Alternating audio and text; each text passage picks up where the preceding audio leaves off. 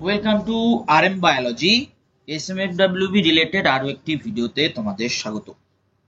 তো তোমাদের এখন পরীক্ষা হয়ে গেছে, তোমাদের চিন্তা রেজাল্ট কবে বেরোবে, কাউন্সেলিং কবে হবে, ডকুমেন্টস কি লাগবে, কত র্যাঙ্ক হলে তোমরা সরকারি কলেজ পাবে, এবং যে 5টা টপ কোর্সেস আছে সেখানে কত র্যাঙ্ক করলে সেই 5টা কলেজ তুমি পেতে পারো বা তার সিট কত, সব আজকে ভিডিওতে জানতে পারবে। তাই শেষ পর্যন্ত দেখো। তো সব থেকে প্রথম আমি তোমাদের আগের বছরের একটা নোটিফিকেশন দেখাই। দেখো, 15 তারিখে নোটিফিকেশন আপলোড করা হয়েছিল। কাউন্সেলিং শুরু হয়েছিল কবে? 17 তারিখ থেকে। গত বছর অর্থাৎ 2023-এ 4th অগস্ট রেজাল্ট বেরোনোর কথা ছিল।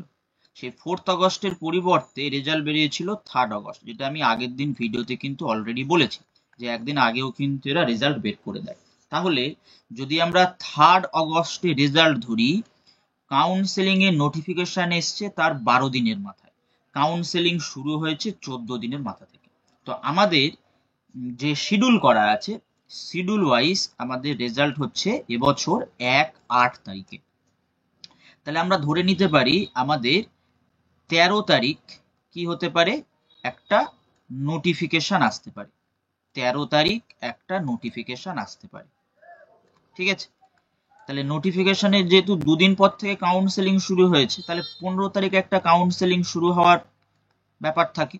যেহেতু 15 তারিখ স্বাধীনতা দিবস, তাই 15 তারিখে শুরু হবে না। এবছরও হয়তো কাউন্সেলিং শুরু হবে 17 তারিখ থেকে, ঠিক আছে? তো তোমাদের কাউন্সেলিং শুরু হবে 17 তারিখ থেকে হতে পারে, আর তোমাদের রেজাল্ট প্রকাশিত হবে কবে? 1 তারিখে, যেরকম প্রেসক্রাইব করা আছে। বা তার আগে যদি হয়, ধরো 31 তারিখে হয়ে গেল, সেটাও হতে পারে। তাহলে তোমার ধরো কাউন্সেলিং শুরু হয়ে গেল তোমার 16 তারিখ থেকে, এরকমও কিন্তু হতে পারে। তো এটা গেল আমাদের রেজাল্ট কবে কি হতে পারে তা আমরা গত বছরের যে প্রসিডিওর সেখান থেকে বললাম। এরপরে যদি আমরা প্রসিডিওর ফর কাউন্সেলিং দেখি, এরপরে যদি আমরা প্রসিডিওর ফর কাউন্সেলিং দেখি,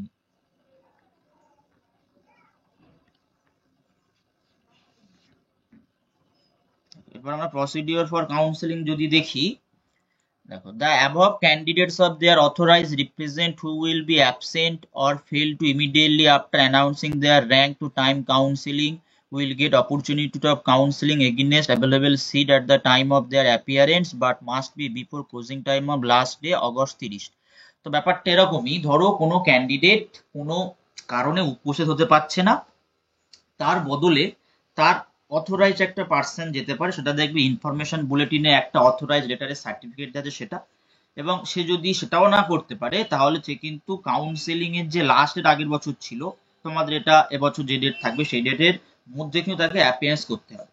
এবার কাউন্সেলিং এর সময় যে যে ডকুমেন্টস গুলো এক্সট্রা লাগছে আগের ডকুমেন্টস গুলো ছাড়া, একটা ডিমান্ড ড্রাফট কাটতে হয়।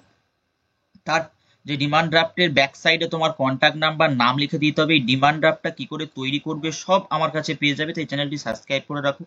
যে র্যাঙ্ক কার্ডটা পাবে, মেরিট লিস্টের যে র্যাঙ্ক কার্ড তোমাদের হবে সেটা নিয়ে যেতে হবে, অনলাইন অ্যাপ্লিকেশন ফর্ম নিয়ে যেতে হবে, এবং কাউন্সেলিং এর জন্য একটা রেজিস্ট্রেশন হয়, 100 টাকা দিতে হয়, তার একটা কাউন্সেলিং ফিস রিসিপ্ট হয়, সেটাও কিন্তু সঙ্গে করে নিয়ে যেতে হবে।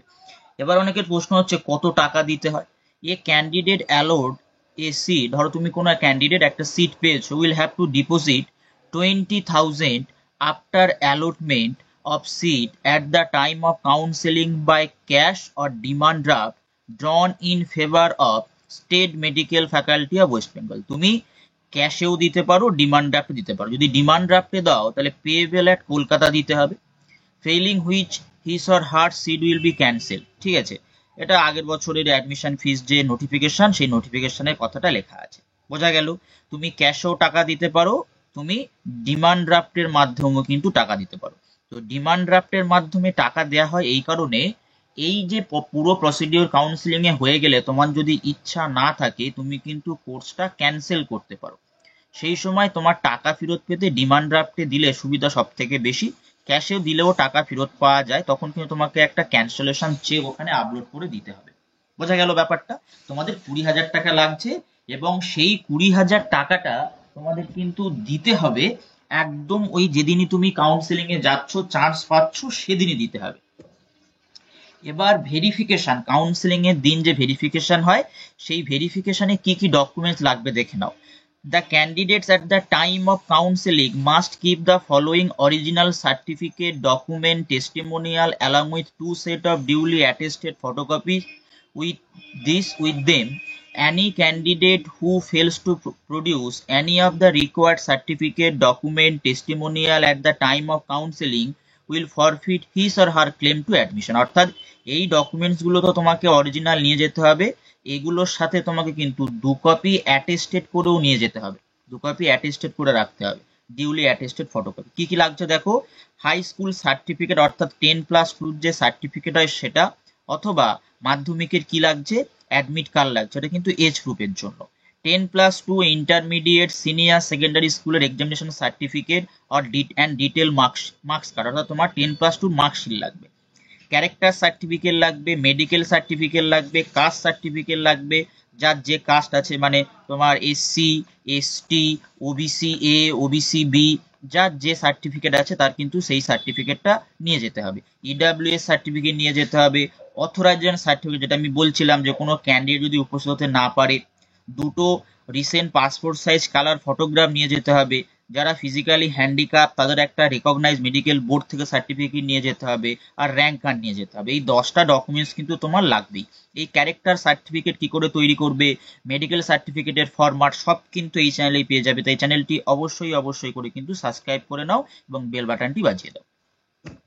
এরপরে এবছর যে ইনফরমেশন বুলেটিন প্রকাশিত হয়েছিল, তো সেখানে গভর্নমেন্টের সিট দেয়া আছে। প্রতি বছরই এটাই হয় যে প্রথম যে ইনফরমেশন বুলেটিন প্রকাশিত হয় সেখানে কিন্তু শুধুমাত্র গভর্নমেন্ট সিট দেয়া থাকে, পরে তোমার ইএসআই আর যে বেসরকারি গুলো আছে সেগুলো সিট দেয়া হয়। দেখো এবছরের যে গভর্নমেন্ট সিট তার সংখ্যা কিন্তু 1824, তার মধ্যে general 654, EWS 228, SC 420, ST 184, OBC A 170, OBC B হচ্ছে 121, আর ফিজিক্যাল হ্যান্ডিক্যাপদের কিন্তু 47টা সিট আছে। এরপরে যদি আমরা গত বছরের যে সিট ম্যাট্রিক্স ছিল তার থেকে যদি আমরা ইএসআই সিটটা দেখে নিই, সেখানে 132খানা টোটাল সিট ছিল। 132টা সিটের মধ্যে ইউআরদের জন্য ছিল 49টা, ইডাব্লিউএস এর জন্য ছিল 19টা, এসসি দের জন্য ছিল 28টা, ওবিসি এর জন্য ছিল 19, ওবিসি বির জন্য ছিল তোমার 10, তারপরে এসটির জন্য ছিল 6টা এবং পিডাব্লিউ দের জন্য ছিল 1টা। তাহলে টোটাল 132টা সিট এইভাবে কিন্তু ইএসআই কলেজে আছে। এটা সেমি গভর্নমেন্ট ভাবে খরচাটা একটুখানি বেশি হয়।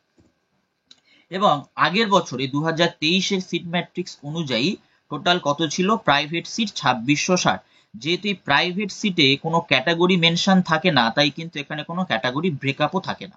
ঠিক আছে, এরপরে যদি আমরা টপ 5 যে কোর্স তোমাদের আমি বলেছিলাম, তো তার যদি আমরা গভর্নমেন্ট প্লাস ইএসআই সিটটা আমরা দেখি, ধরো সেটাও তো গভর্নমেন্ট, এই ইএসআইটা আমি বলছি 2023-এর হিসাবে, আর গভর্নমেন্টটা বলছি 2024-এর হিসাবে, যেহেতু ইনফরমেশন বুলেটিনে দেয়া আছে। দেখো তো ডিএমএলটি কে আমি প্রথম রেখেছিলাম, তো ডিএমএলটি তে কালিটা চেঞ্জ করিনি, খুব একটা ভালো বোঝা যাচ্ছে না।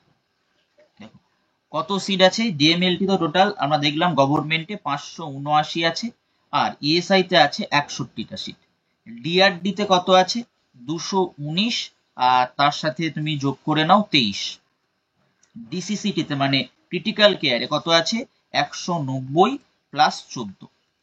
যেটা ক্যাথ ল্যাবে আছে তোমার 53, আর এখানে কিন্তু ক্যাথ ল্যাবের সিট নেই। ডিওর ওটিটি মানে যেটা হচ্ছে অপারেশন থিয়েটার টেকনোলজি, এখানে আছে 168টা গভর্নমেন্ট, এখানে আছে 9টা। আর ঠিক ডিপিটি অর্থাৎ ফিজিওথেরাপি যেটা, সেখানে আছে 88, আর এখানে কিন্তু কিছু নেই। তো তোমাদের যে 5টা কোর্স বলেছিলাম, অর্থাৎ এই ডিসিসিটি বা ডিসিএলটির মধ্যে তোমাদের যেটা পছন্দ হবে সেটা চুজ করতে পারো। তো ধরে নিতেই পারো যে 5টার বদলে 6টা কোর্স আমি তোমাদের বলে দিয়েছি। এবারে যদি আমরা সেফ র্যাঙ্ক ক্যালকুলেশন করি, সেফ র্যাঙ্ক সরকারির জন্য, আমি সেফ র্যাঙ্ক বলে দিচ্ছি গভর্নমেন্টের জন্য, আমি প্রাইভেট বলছি না।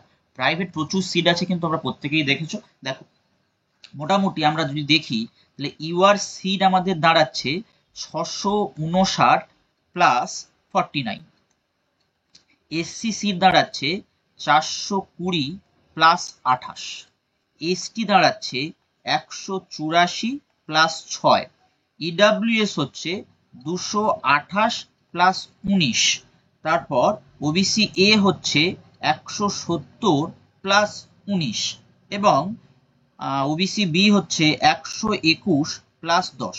তাহলে দেখো এটা যদি আমরা হিসেব করি আমাদের সিট সংখ্যা হয় 798।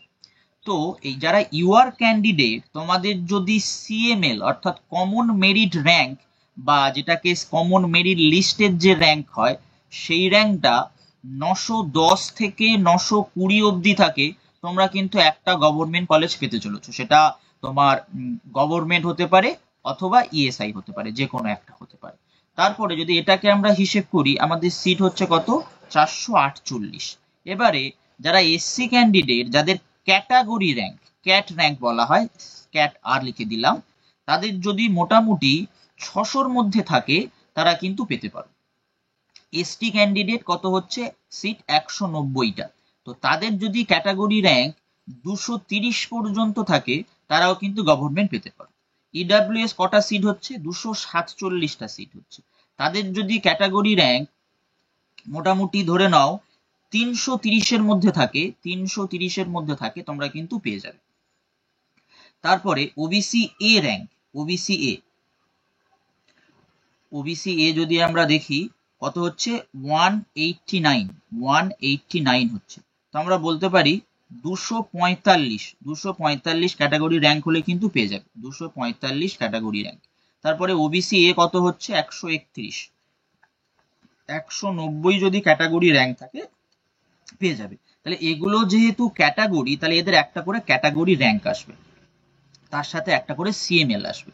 তো বেসিক্যালি আমি এই ক্যান্ডিডেট গুলোর জন্য, রিজার্ভ ক্যান্ডিডেট গুলোর জন্য কি বললাম, ক্যাটাগরি র্যাঙ্ক গুলো কিন্তু বলে দিলাম যে এই ক্যাটাগরি র্যাঙ্কটা তোমার প্রয়োজন, এই র্যাঙ্ক পর্যন্ত থাকলে তুমি কিন্তু সেফ আছো। আর যারা ইউআর ক্যান্ডিডেট তাদের জন্য কি বলবো, তাদের জন্য সিএমএলটা বললাম, ঠিক আছে। এবারে কাউন্সেলিংটা হয় কি করে দেখো, গত বছরের একদম প্রথম থেকে দেখো, date for first day offline counselling কবে থেকে শুরু হয়েছিল, প্রথম দিনে কাদের ডাকা হয়েছিল, অল ইডাব্লিউএস ক্যান্ডিডেটদের ডাকা হয়েছিল, সমস্ত ইডাব্লিউএস ক্যান্ডিডেটদের ডাকা হয়েছিল। কত র্যাঙ্ক পর্যন্ত, 1 থেকে 100 র্যাঙ্ক যাদের আছে, 1 থেকে 100 র্যাঙ্ক যাদের আছে তাদের কিন্তু ডাকা হয়েছিল, ঠিক আছে। ইডাব্লিউএস র্যাঙ্ক 1 থেকে 100 যাদের আছে তাদের ডাকা হয়েছে। আবার যারা এসটি ক্যান্ডিডেট ছিল একই দিনেই 1 থেকে 52 র্যাঙ্ক পর্যন্ত ডাকা হয়েছে, 1 থেকে 52 র্যাঙ্ক। ওটা কটা থেকে কটা পর্যন্ত হয়ে গেল, 10টা থেকে 12টা পর্যন্ত হয়ে গেল। আবার 12:30 থেকে 2:30 পর্যন্ত একই দিনেই ওবিসি বি ডাকা হয়েছিল, who have paid counselling registration fees, তাদের 1 থেকে 232 পর্যন্ত। আবার ওবিসি বির জন্য কত রাখা হয়েছে, 233 থেকে 383। এটা কাউন্সিলিং ডেট কবে, 17 তারিখ প্রথম দিনে। তারপরে দেখো 18 তারিখে ঠিক এরকম ভাবে এসসি ক্যান্ডিডেট 1 থেকে 261, তারপরে 262 থেকে 525, এসসি 526 থেকে 1098। তো এরকম ভাবে কিন্তু তোমাদের কাউন্সিলিং গুলো হবে। দেখো কতদিন কাউন্সিলিং চলেছিল, যদি আমরা একদম শেষের দিকে চলে যাই তাহলে টোটাল 30 তারিখ পর্যন্ত কাউন্সিলিং হয়েছিল, 14 দিন পর্যন্ত কিন্তু কাউন্সিলিং হয়েছিল। একদম শেষ পর্যন্ত যদি আমি দেখি তাহলে যাদের কম্বাইন্ড মেরিট র্যাঙ্ক অর্থাৎ আমি যেটা সিএমএল বললাম, কত পর্যন্ত লাস্ট ডাকা হয়েছিল, 6596 পর্যন্ত। দেখো নিচে লেখা আছে ফর জেনারেল সিট অনলি, জেনারেলদের সিটটা জেনারেলরাই পায়, এসসি সিটটা এসসিরাই পায়, ওবিসি সিট ওবিসি পায়, এসটি সিট এসটি পায়, ইডাব্লিউএস এর সিট ইডাব্লিউএস পায়, ঠিক আছে। এই হচ্ছে ব্যাপার। এবার 14 দিন যে কাউন্সেলিং চলবেই তার কোনো মানে নেই, একদম স্পষ্ট লেখা আছে if any seat is vacant then counselling would be held as under, অর্থাৎ যদি এরপরেও সিট ফাঁকা থাকতো তাহলে কিন্তু 30 তারিখের পরেও চলতো। এটা ব্যাপারটা তোমাদেরকে বুঝতে হবে। তো এই তোমাদের কাউন্সেলিং প্রসিডিওর। এবার কাউন্সেলিং শুরু হলেই প্রত্যেক দিনের পরে কত করে সিট ভ্যাকান্ট আছে সেটা তোমরা পেয়ে যাবে এই চ্যানেলেই। তোমরা গত বছরের ভিডিও দেখতে পারো, আমি একদম ডে বাই ডে কত করে সিট ফাঁকা আছে, কোন কোর্সে কত ফাঁকা আছে, কোন কলেজে কত ফাঁকা আছে, ক্যাটাগরি ওয়াইজ সবকিছু বলে দিতাম। তাই চ্যানেলটি অবশ্যই করে সাবস্ক্রাইব করে রাখো এবং বেল বাটনটি বাজিয়ে দাও। ডকুমেন্টস কি করে তৈরি করবে সবকিছু কিন্তু এখানেই পেয়ে যাবে, তাই চ্যানেলটি সাবস্ক্রাইব করে নাও।